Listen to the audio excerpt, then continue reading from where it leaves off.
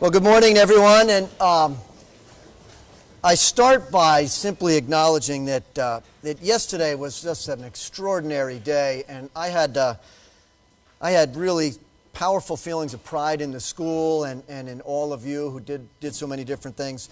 There were a lot of people behind this to make Community Service Day work, and I can't list them all, and if I did, I think I worry I would miss somebody. But that was remarkable what happened yesterday, both on campus and off campus in the various places, Flanders, Audubon, Waterbury, Powell, New Haven, what have you.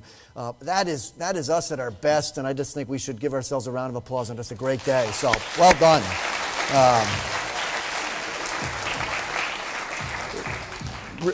We will, following up on that event, if you have any thoughts or suggestions or questions, please make sure you...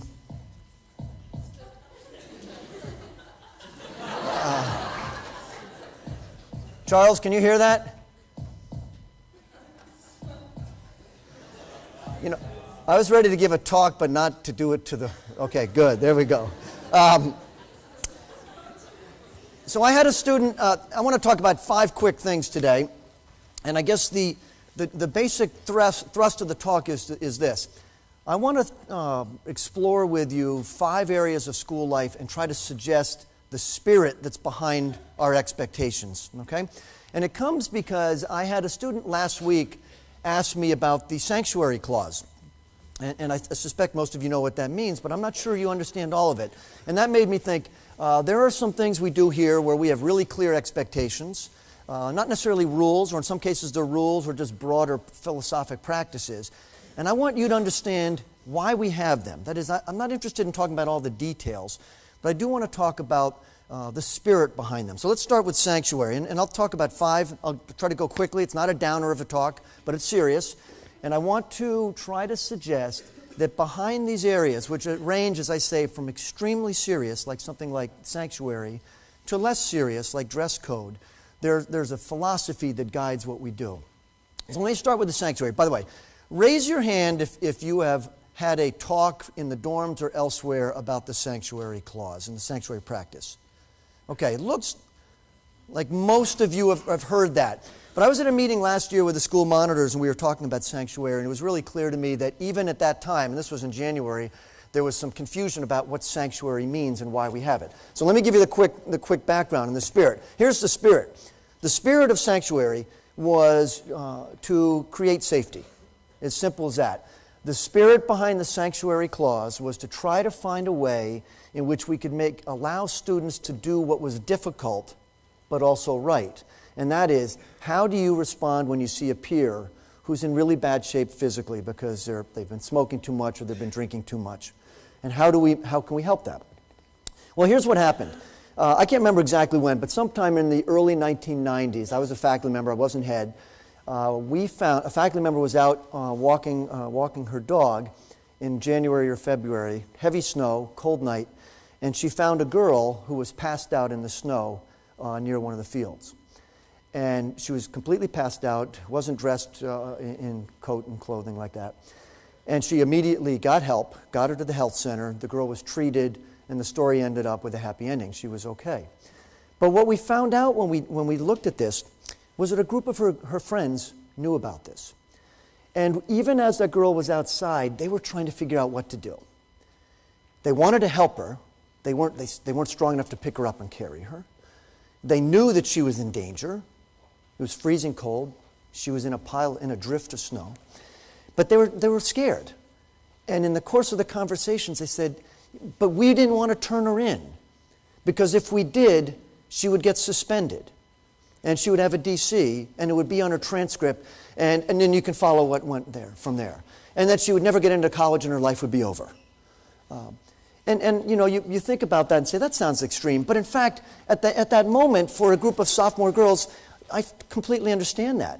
They wanted to do the right thing, but felt that they couldn't. I wish they had done something different. But we were really lucky that we didn't have a tragedy. We were really lucky that she didn't die there. So my predecessor was a great headmaster named Lance Odden, put together an ad hoc committee, ad hoc meaning for a single purpose. And the committee was charged to see if we could find a way in which we have a policy that would allow students to do what they knew they needed to do. that would make it safer, make it less likely that we would have someone die on our campus. And it was a terrifying reality for us. As faculty, we realized we almost had something terrible happen. So I happen to be a faculty member on the committee, and I remember vividly the discussions. There were 4 or 5 students and 4 or 5 faculty, and it was clear that we had different perspectives. And that's the purpose. You want that kind of diversity of perspectives. And the students were essentially saying, look, if there's too much teeth to this, if there's too many consequences, kids aren't going to be able to use it. In other words, if there's no changes, you can't expect us to. I know you want us to, but it's really hard to be a teenager and know that if I turn someone in, they're going to be suspended. And the faculty were saying, yeah, but wait a minute. We can't have circumstances where there's no teeth, there's no consequences. Students said, I don't want the parents to find out. And the faculty were saying, well, we have to let the parents know because we're partners in this. We need to tell them. And so out of this came a compromise. And the compromise was essentially what you now know. And the compromise was, okay, you can bring someone in, sanctuary. In those days, there were no cell phones, so we said that call from the dorm, knock on a teacher's apartment door, what have you. And the idea was that there would be no DC and there would be no suspension. So there therefore is nothing on the transcript. And so we took that out of it. And students said that'll make a huge difference. Right? That'll make it easier for us to do what we know we need to do. And faculty felt comfortable with the idea that, yeah, but there are consequences. Headmaster is going to call up the family and invite them here. And we're going to sit down in a room together and say, if he or she ever does this again, if they're ever caught drinking again, in all likelihood, they're going to be expelled. So in other words, this is a strike, if you will, to use your language. And I remember vividly the next year when we had this, we had a year where actually sanctuary was evoked 3 times. And I reviewed this with the Board of Trustees, and someone rightly asked, well, Willie, what do you think? Do you think is there a drinking problem on the campus? I said, I don't know if there's a drinking problem, but I know we got good leadership on the campus. Because 3 times that year, students brought someone in. And in every case, the story ended well. The student was safe, the parents were appreciative, and the students who had brought the child forward were all seen as leaders. So remember the spirit behind that. The spirit is, what can we do to make this place safer? And if you have any questions on that policy, make sure you talk to me or one of the deans, because it's a critical one. Okay, let's go to a second. Academic honesty. What's the spirit behind this? I think Mr. Wilson has done a brilliant job in explaining to it. If I asked you to raise your hands, everyone would raise their hands if you've thought about academic honesty. I want to introduce a metaphor that'll maybe help you understand it. And the metaphor is this. You are in an ideas economy. Okay? You're in an ideas economy. In the real world, things have value, right? This jacket costs $200, right? Your iPad costs $495. And you can borrow those from people. So you go into a friend's room, you say, can I borrow the jacket? And she says yes. You might even borrow money. Can I borrow $5 from you? You might leave a note saying, just wanted to let you know I grabbed your psychology book. So what we do in the real world is real things have value, and when you borrow them, you simply say so. Obviously, if you take them without acknowledging it, that's what we call stealing. In academia, there's only one thing that has value. At Taft, in the world of academics, and when you go off to college, the only thing that has value are ideas. And if you take those ideas without acknowledging them, in those worlds, that's seen as stealing. And it is very, very serious. Let me make that clear. When you go to college, you could do some pretty bad things, and you're not going to get in much trouble. But if you steal ideas in college, you get in really serious trouble. In universities, you get kicked out for cheating or plagiarizing, because those are places where the only thing that has value are ideas.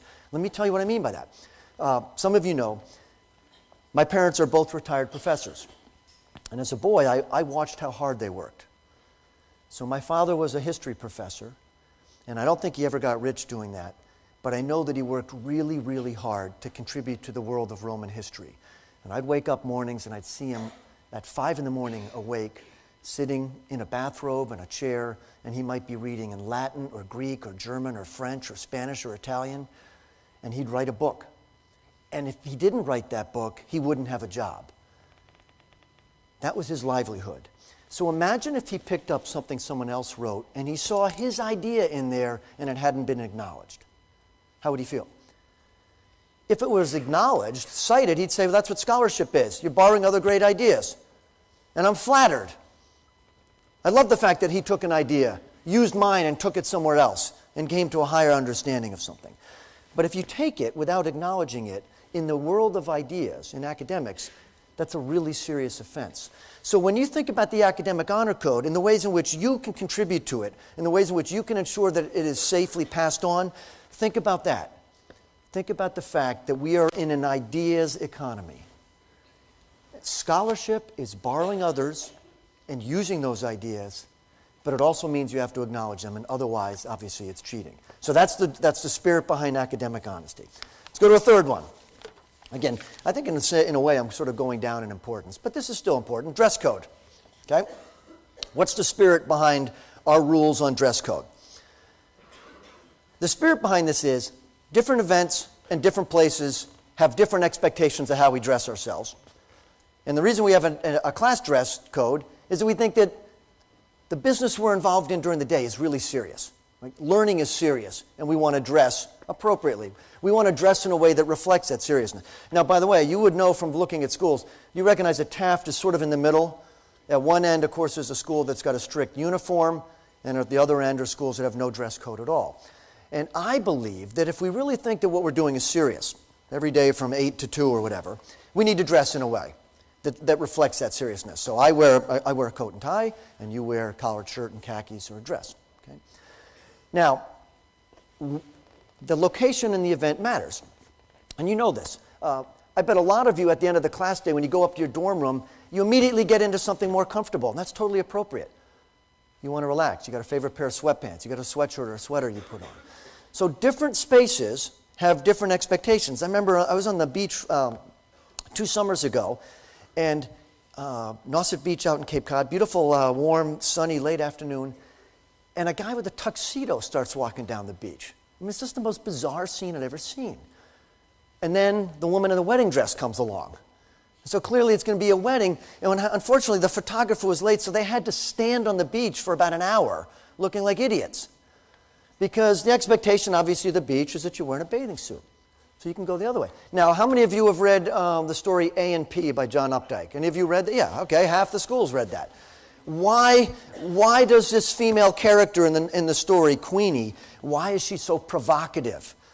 Because she walks into this cold, sterile A&P supermarket, and she's got a bikini on.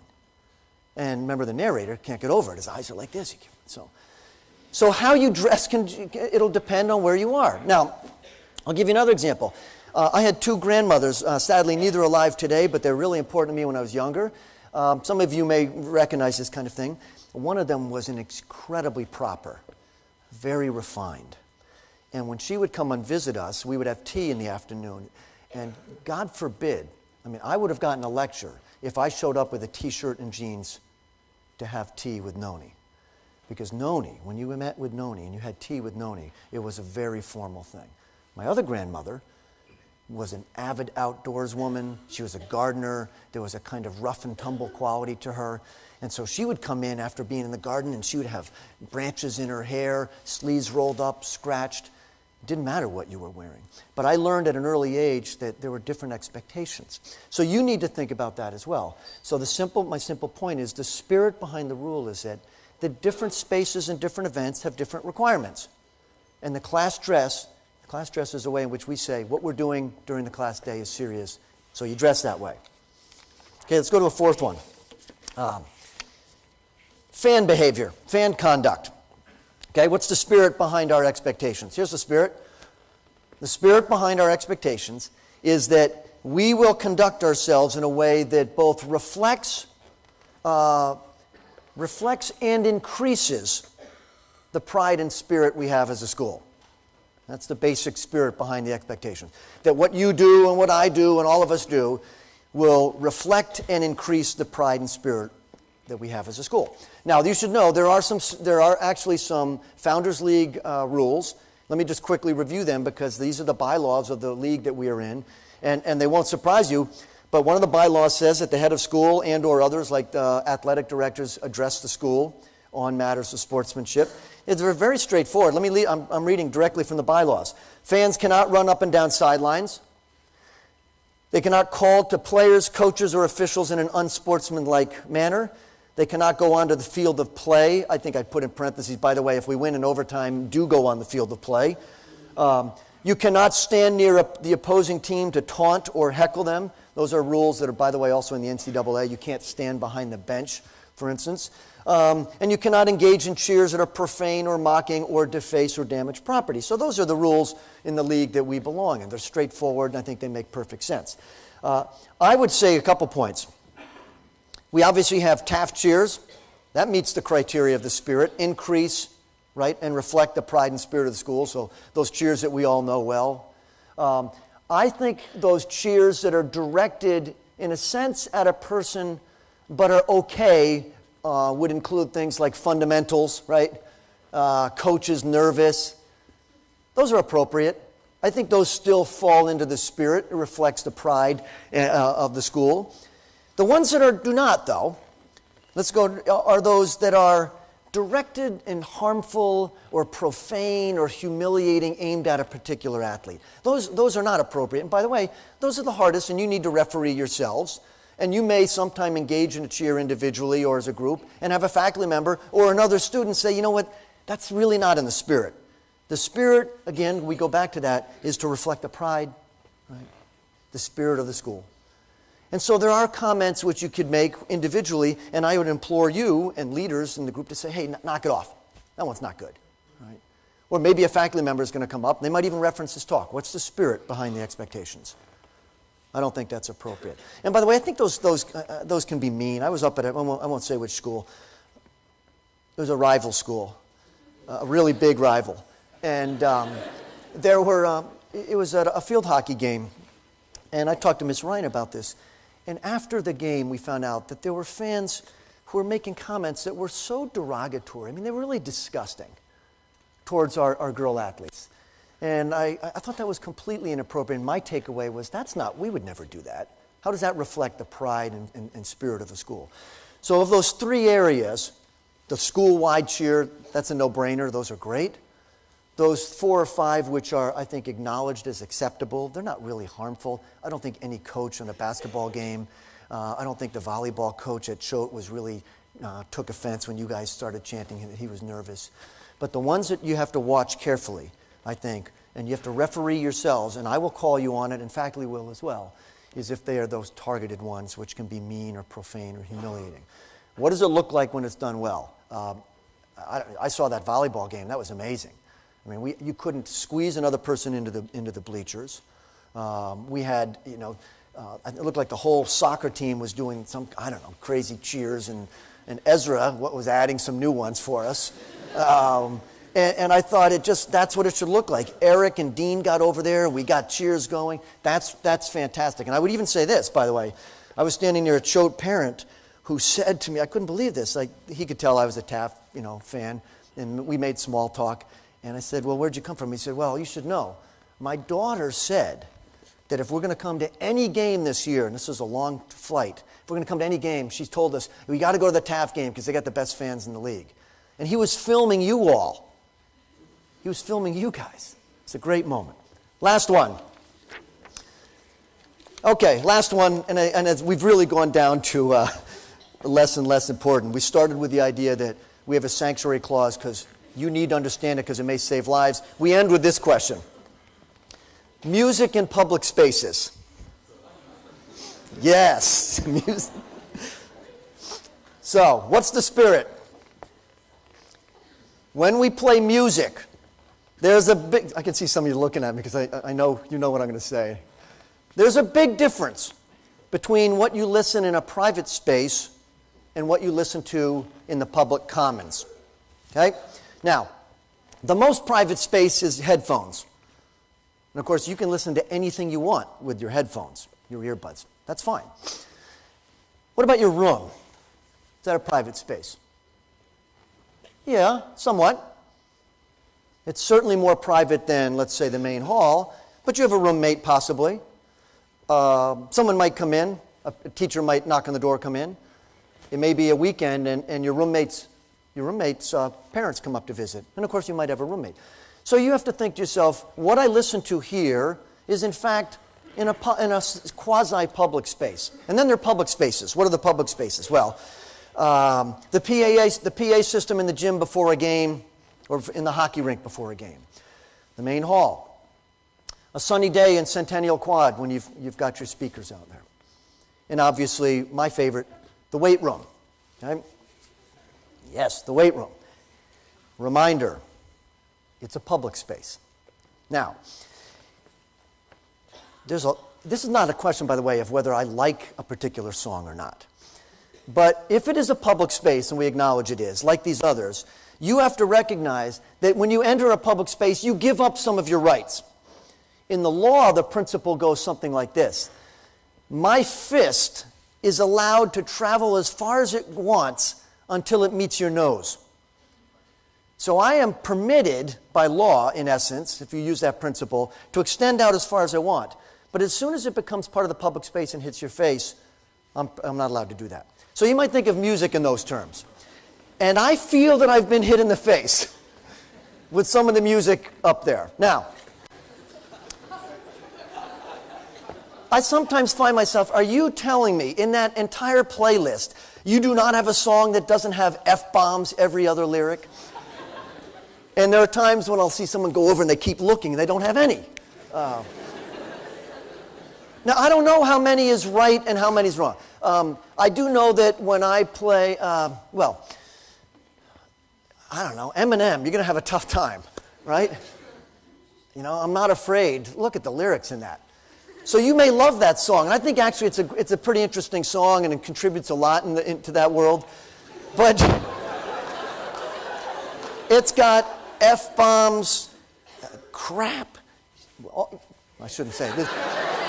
This is a public space. The principle is that when you enter the public space, you have obligations to the public, you have obligations to fellow citizens, and by definition, you give up some of your own personal rights.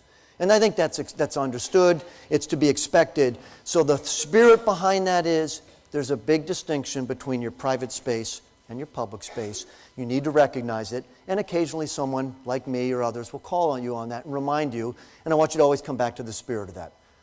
I don't want to get into a discussion of how many F-bombs is appropriate in a single song. I want to go back to the principle, and the principle is there's a difference between public and private. So those are 5 areas that are pretty important for us. They range from the super important all the way down to the less important. I want you to understand the principle behind it. Whenever you're wondering about your conduct in those areas, go back to the spirit behind the rule, go back to the principle behind it. I think that will guide you. Okay? So, many thanks for a great day yesterday. We're adjourned.